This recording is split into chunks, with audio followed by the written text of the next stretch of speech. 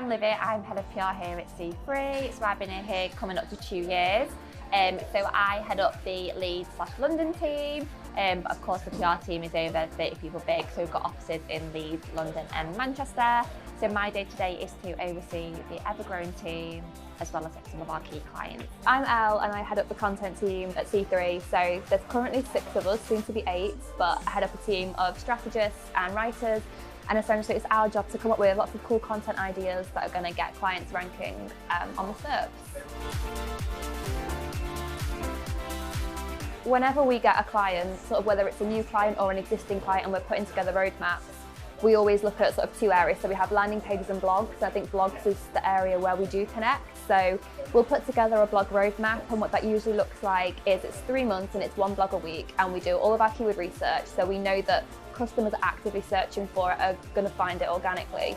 Because obviously to create a blog, you want it to rank highly. So having optimized content is really important, but also you need links.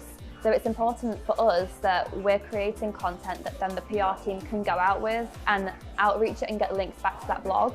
So basically what we do is when we've got this roadmap together, we share it with PR, so they can have a look and they can then plan it into their own proactive calendar, because they've got like proactive, planned and reactive, which I'm sure Libby will talk through. Planned is your planned campaign, so your bigger research pieces, where it'll have on-site content with like designs or interactive tools, and then we'll kind of seed that out to the media with some really key news hooks and some stats. Reactive is reacting to the news. We create the reactive calendar highlighting all the upcoming awareness days and the industry announcements.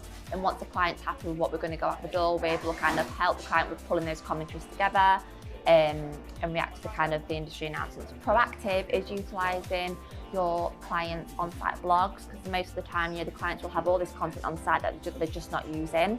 So we will kind of analyse the website, see which kind of blogs can be used for media purposes, see if there's any hooks we can kind of jump on, so any kind of search interest that's on the rise, staycations, awareness days as well, and then we'll kind of pull that content together using the on-site content.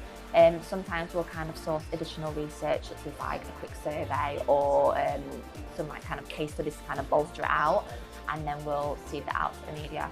Essentially, they can look at our calendar, they can say, oh, there's this particular blog that actually would work really well for the media, so they can then rework it and outreach it and get links back to the blog that way.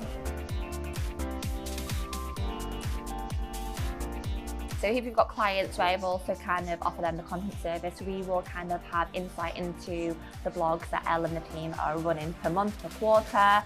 And then what we would then do is we'd analyse the blogs and see if any of them could be used for media purposes. And in most cases, all of them can be, because they're such good blogs.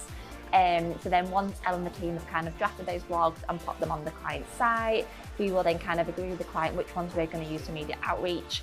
And then we will kind of, take the info that's on the blog, pop it into a press release, and then maybe do some additional research. So maybe if we're doing a blog on the best places to visit in the winter or in the summer, we might get some stats on the percent of Brits wanting a staycation, or the best destinations to travel to, or the percent of people that are kind of unsure where they should be booking, to kind of give it that news angle.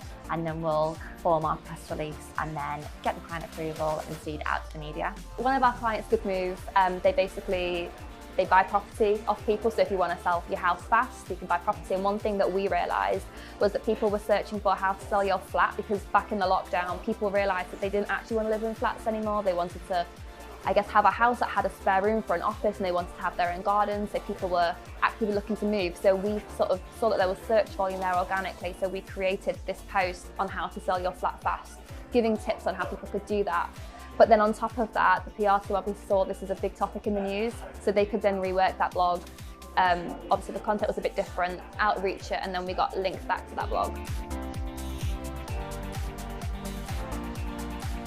So if we need someone with expertise in sports, we would go to the content team. For Alex, let's use him as an example, and then we would kind of get his insight on like trends, what's happening in the news at the moment, what he thinks kind of fans would be interested in, and then we would then build our content around that.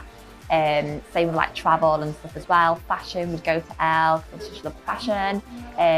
So yeah, we would pick on each individual's interests and expertise.